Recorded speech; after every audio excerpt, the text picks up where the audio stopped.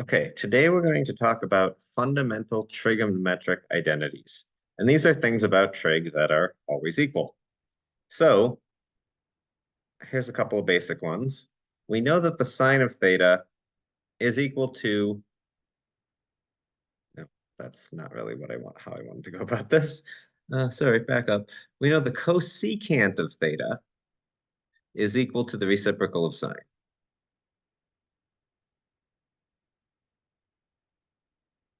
And your calculators don't actually have a cosecant button, so you need to use 1 divided by the sine of theta for that.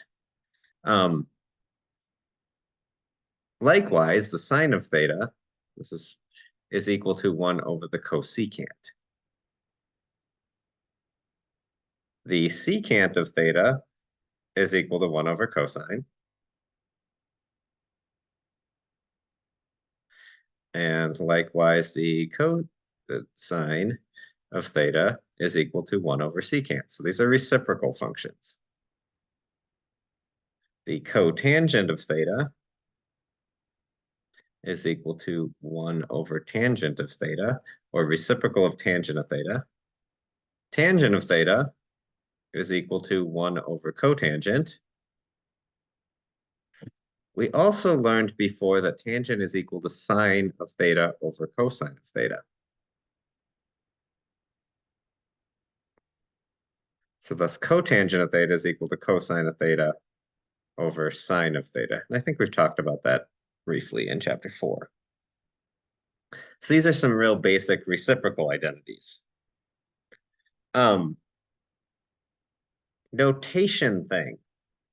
The cosine of theta, remember the cosine of theta is some sort of ratio. It's a fraction. It's a value between 0 and 1. The cosine of theta squared, whatever that value is, we're going to pretend the cosine of theta is square root of 3 over 2. Okay? So that's actually cosine of 30 degrees. Or if I want to say it in radians, cosine of pi over 6. And we'll do a lot of things in radians.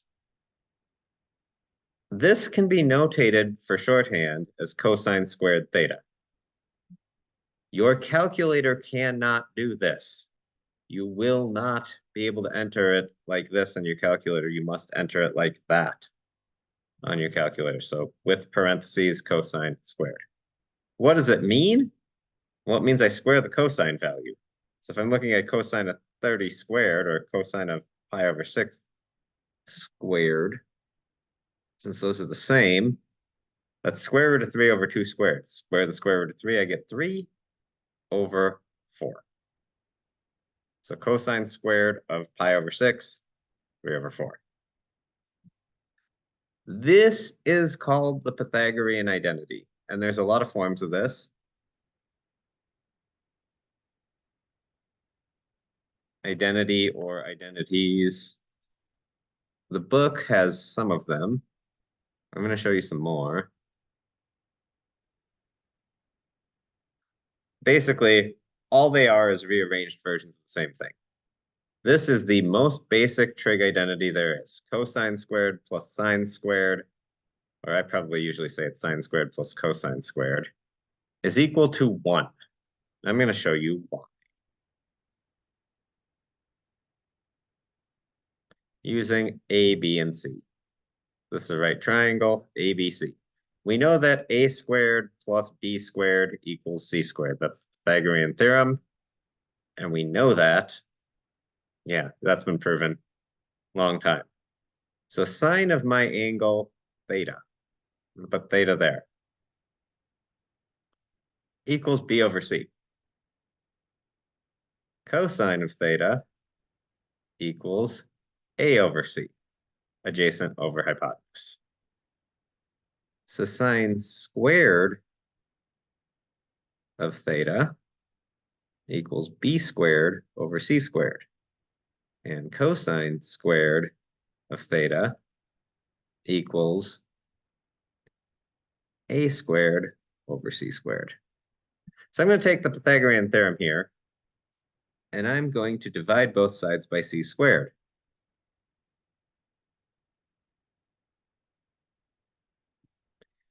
giving me a squared over c squared plus b squared over c squared equals 1.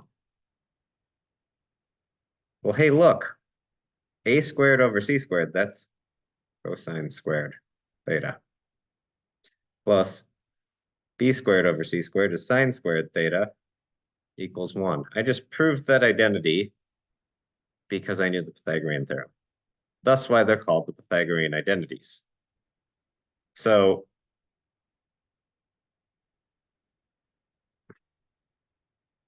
doesn't matter the order of addition. This is the way I usually say it. I could subtract cosine squared from both sides.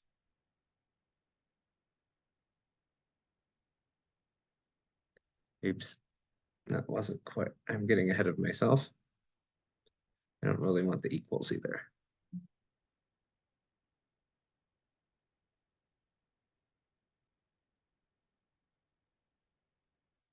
Giving me sine squared theta equals 1 minus cosine squared. So this is just slightly rearranged. Another version of it, if I subtract sine squared from both sides, is 1 minus sine squared theta equals cosine squared. And yes, I'm always using that notation. We're going to use another form.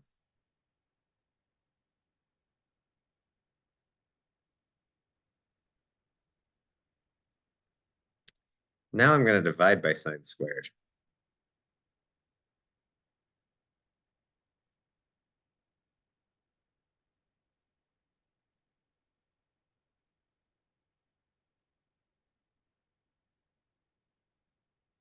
Sine squared over sine squared is 1.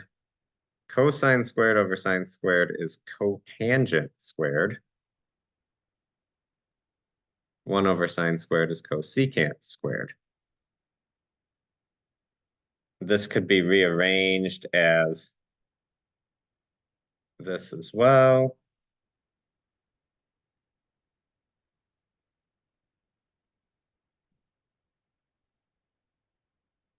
I could, instead of dividing by sine squared, divide by cosine squared. Probably the one I should have done first, but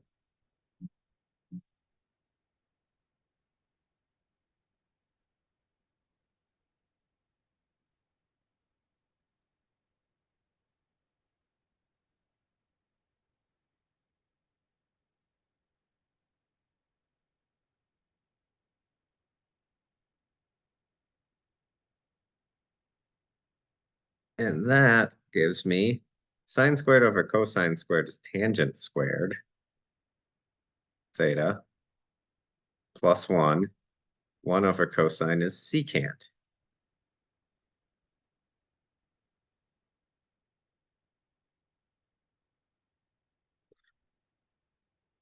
And this can also be written in this form.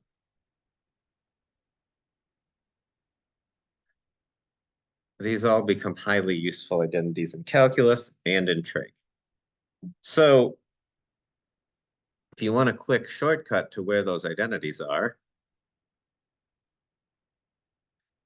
you have in your formula packet this whole page called trig identities.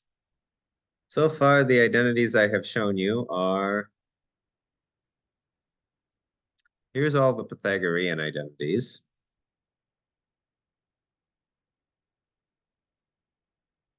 There's some of those. We're about to do these ones and these.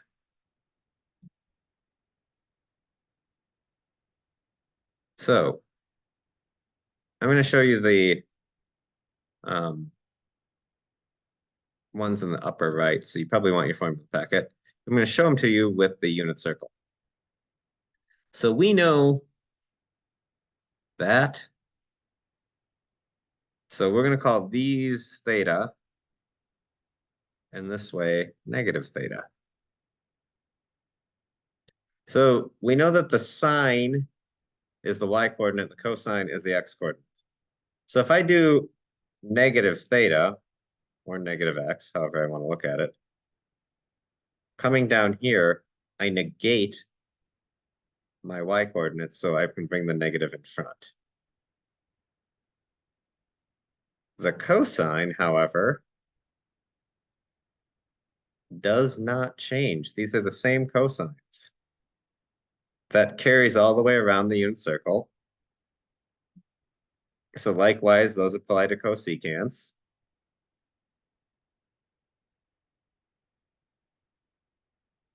And secants.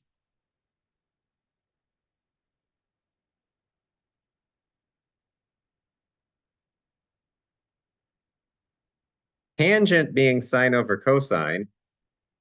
Well, sine switches signs. Cosine does not. Hold on a second.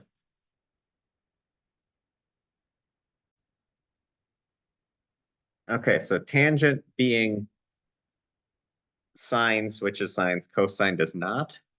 So tangent likewise has to switch signs, and same with cotangent as its reciprocal.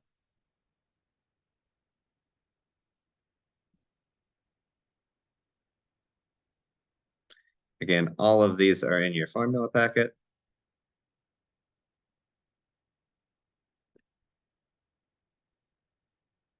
And then finally, we're going to talk about the pi over 2 minuses. So this was actually introduced in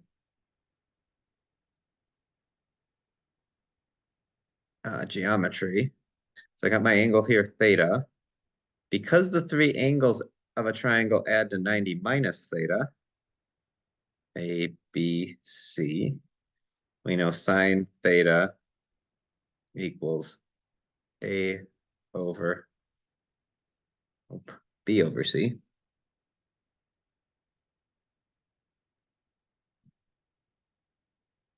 I know that cosine theta equals A over C. I know that the cosine of the angle 90 minus theta equals B over C.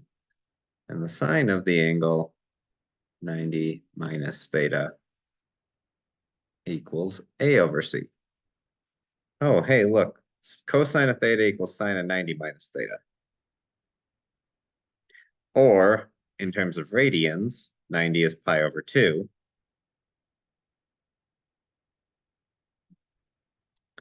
And the sine of theta equals the cosine of pi over 2 minus theta. Secant and cosecant likewise, and tangent and cotangent as well.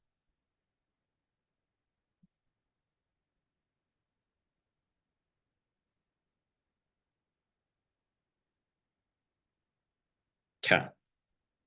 So let's use some of these. Let's have a couple examples. So example 1 from 5.1 says, find sine and cosine if tangent of theta equals 5 and cosine is greater than 0.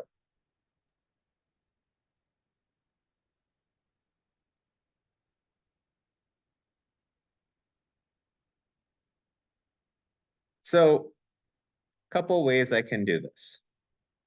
One, like we did a little bit in the last chapter, tangent is 5, that's opposite over adjacent. That's square root of 26. Cosine being positive means it's first or second quadrant. Tangent's only positive in the first quadrant. Okay?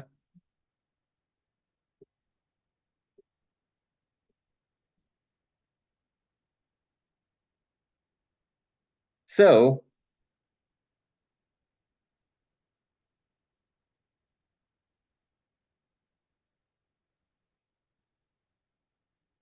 looking the triangle, I know cosine is 1 over square root of 26 and sine is 5 over square root of 26.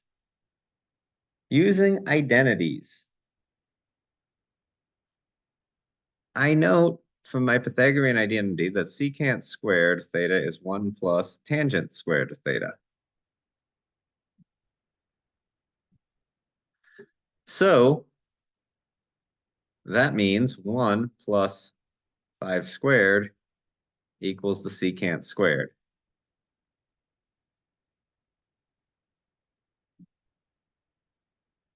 That means secant squared of theta is 26, meaning the secant of theta is the square root of 26. Oops, I put the squared on there anyways. Just the secant of theta. So thus the cosine of theta has to be the reciprocal of that. One question answered. I also know that tangent of theta is sine theta over cosine theta. Tangent is 5.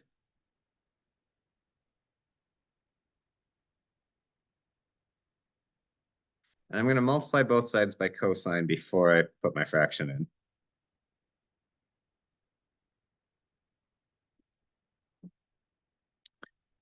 Five times 1 over square root of 26. Now I'm substituting in the value that I just found for cosine theta. 5 over square root of 26. I usually think the calculation with the triangle is easier, but it doesn't have to be. Example 2 using some of these identities. Cosine of theta equals 0.34. It asks me to find the sine of theta minus pi over 2. So this is my objective. Okay, that's not quite one of my identities. But I could say this is the sine of negative pi over 2 minus theta. So if I distribute a negative through, I get exactly this one on the left in reverse order. And I know that the sine of negative theta equals negative sine theta.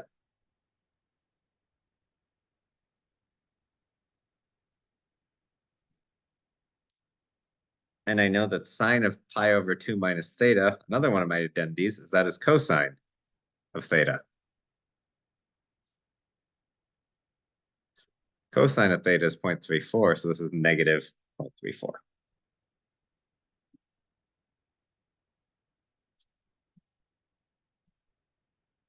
This is example 2. Example 3 is going to use some identities and some factoring.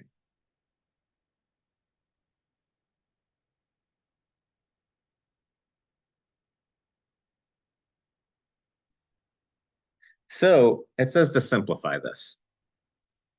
Well, I have a sine of x common to these. So I'm going to factor it out. It's factoring out my greatest common factor. Oh, what's in that parentheses? That's the Pythagorean identity. Sine squared plus cosine squared equals 1. So this nice whole expression simplified down to sine of x. Yes, that equals sine of x. You're going to see a lot of this in trig identities in this chapter. Example 4. So simplify this expression.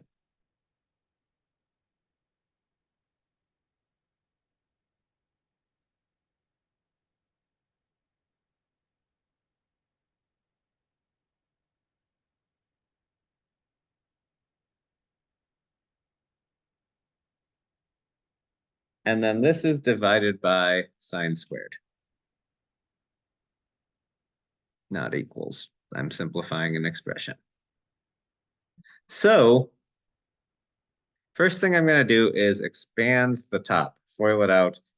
These are this nice difference of squares, or conjugates, so I get that.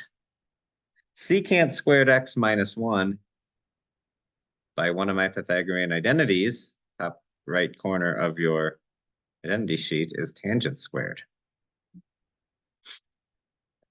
I know that tangent squared is sine squared over cosine squared. And this is all divided by sine squared. And I'm going to put that over 1 right now. Because when I divide my fractions, I multiply by the reciprocal of the denominator, the bottom one.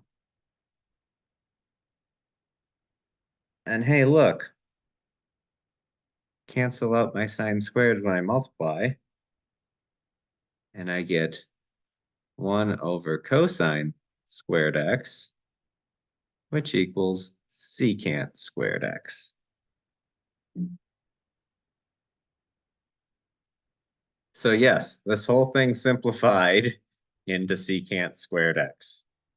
Lovely way to write secant squared x. I think these things are kind of like a puzzle, so I kind of enjoy them.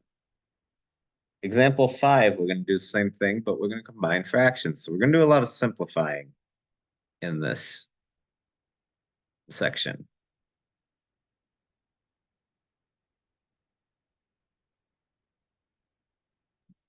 Okay. In order to simplify, I must get a common denominator. Unfortunately, there's not a lot in common to these, so in order to get a common denominator, I'm going to multiply each one by the other's denominator. But I can't multiply by just a single value because I don't have an equal. So I need to multiply by something equal to 1, like cosine x over cosine x. And 1 minus sine x over 1 minus sine x. So I'm multiplying each side of the fraction by a clever name for 1. And that clever name for 1 is going to give me a common denominator.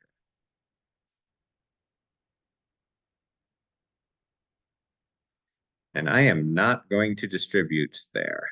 I generally do not distribute in the denominator. I do in the numerator. And when I distribute here, I'm essentially multiplying there.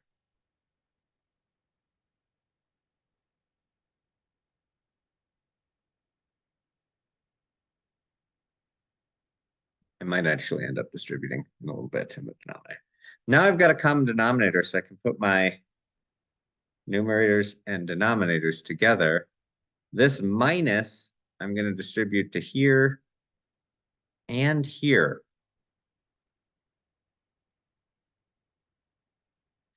And that sine squared, I'm going to put first. So I have minus sine x going here, plus sine squared going there. I'm going to erase those for a second, but I just wanted to put them in there.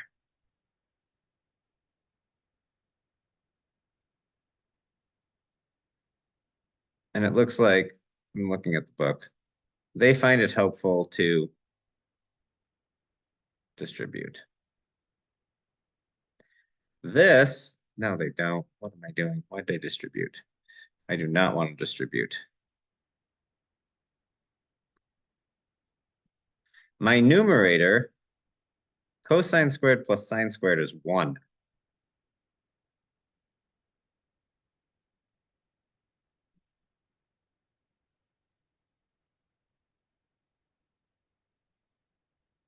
So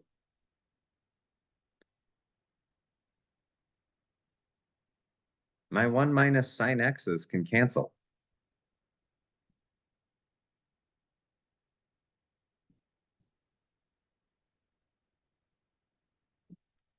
Got 1 over cosine x, which equals secant x. That was a complicated way to write secant x, but kind of a fun puzzle to solve. Okay, we can use these to solve trig equations. And we're going to solve this equation for all values between 0 and 2 pi.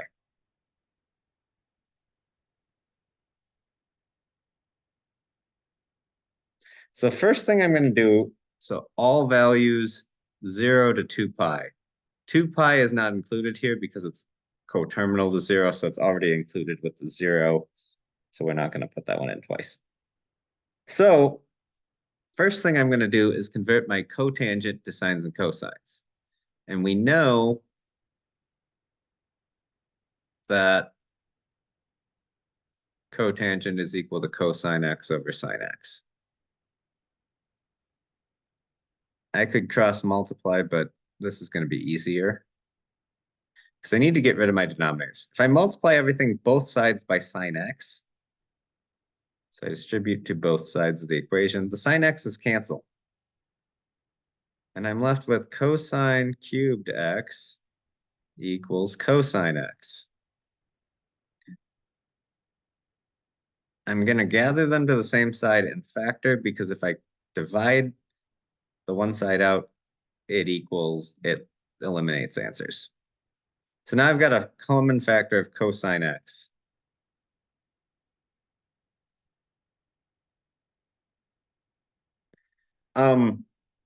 We know that 1 minus cosine squared x equals sine squared x. So if I swap everything sides, I minus sine squared x on both sides. Get 1 minus cosine squared x minus sine squared x equals 0. I'm now going to subtract 1 and add cosine squared to both sides.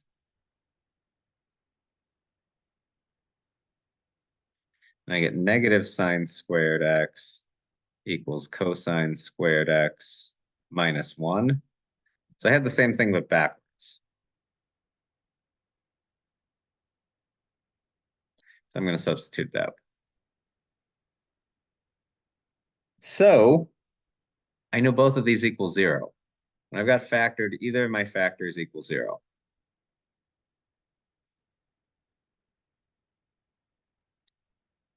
Cosine of x equals 0 when x equals 0 or pi. How did I get that? We're also going to be looking for, when I simplify the sine x out, the squared doesn't matter. Square root of 0 is 0. The negative doesn't matter. Negative 0 is 0. So I'm also looking for when sine x equals 0. And I'm going to go to my unit circle for this. So cosine equals, oh, I did that wrong. I should have actually looked at my unit circle before writing it down. Cosine equals 0 here and here. That's pi over 2 and 3 pi over 2. Sine equals 0, 0 and pi. So this solution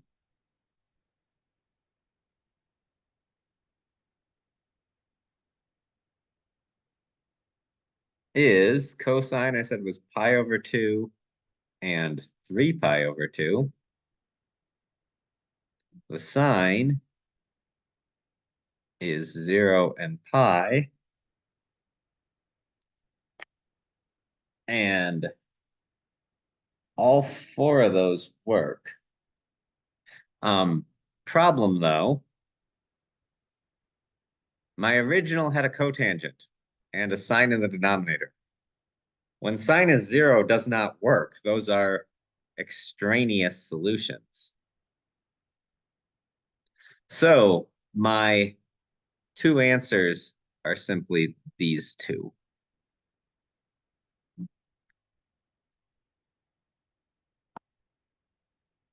Okay, that was example 6. This is example 7. So we're going to solve another trig equation.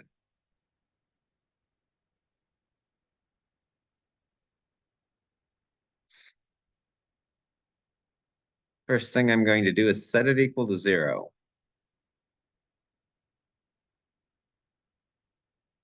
So I'm subtracting 1 from both sides.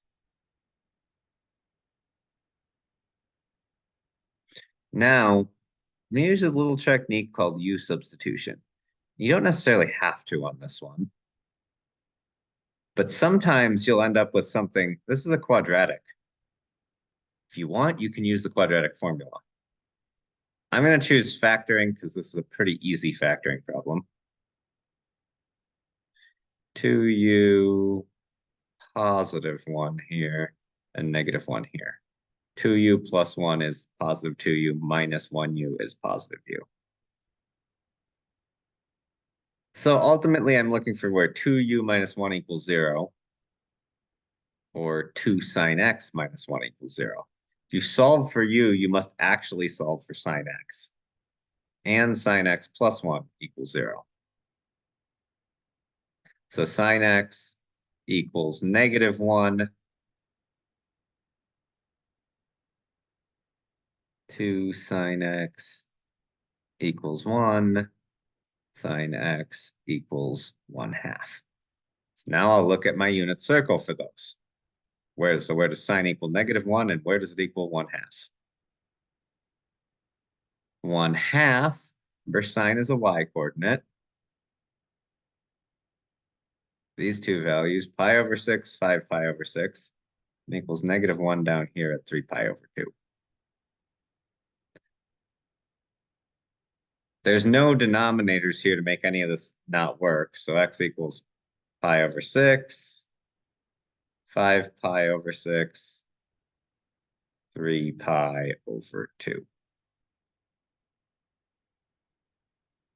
Now, something that we didn't know. This did not restrict our domains.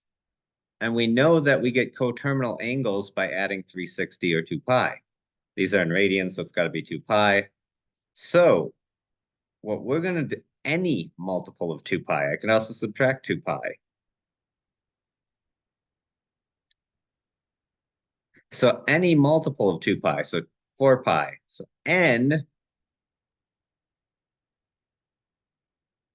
is just got to be an integer. It can't be 0.5. I can't add pi.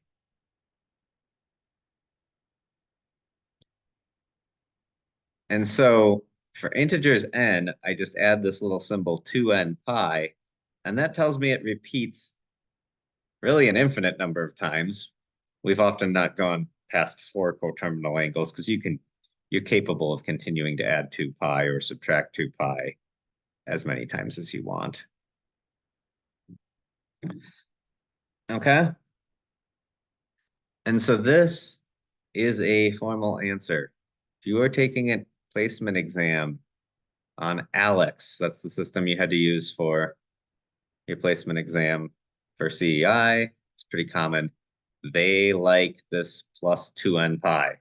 They will not mark it right if you don't use it oftentimes. Last one we're going to do is example 8.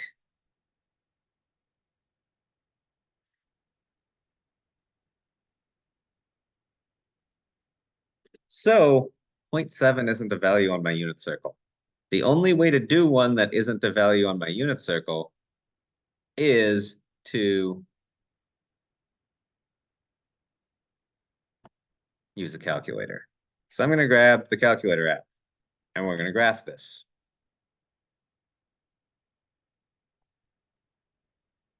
First thing I need to do is make sure I'm in radian mode. And looks like I am. That's good news. So we're going to do cosine of x. And then we're going to do 0.7. I'm going to use this really handy thing here called zoom trig.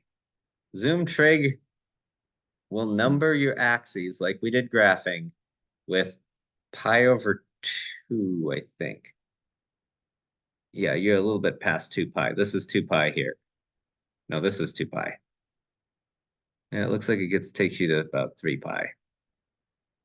But it numbers it in things of pi's.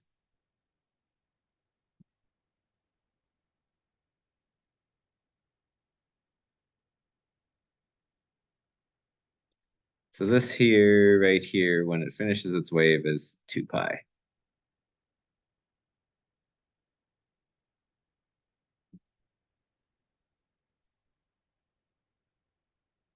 So this one says find all solutions.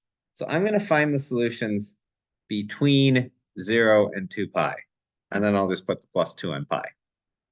You could find, hold on. I'm going to find these two. Option 3 would be find this one. Well, let's do it in a different color.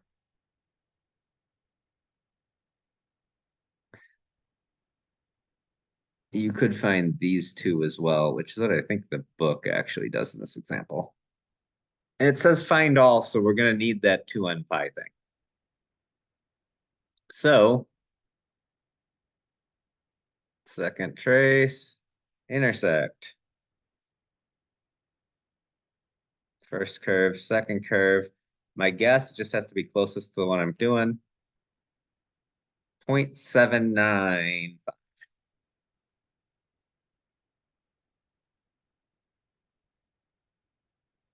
plus 2n pi. I need that. Has to be there because it's infinite. I didn't want that. Okay. Now we're going to go find our other one. Find our intersect.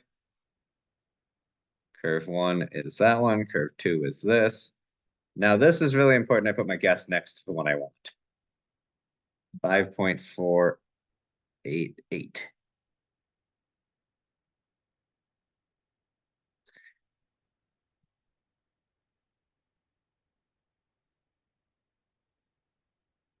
And that is my infinite solutions, but there's two within that interval of 2 pi, which is pretty normal if you have a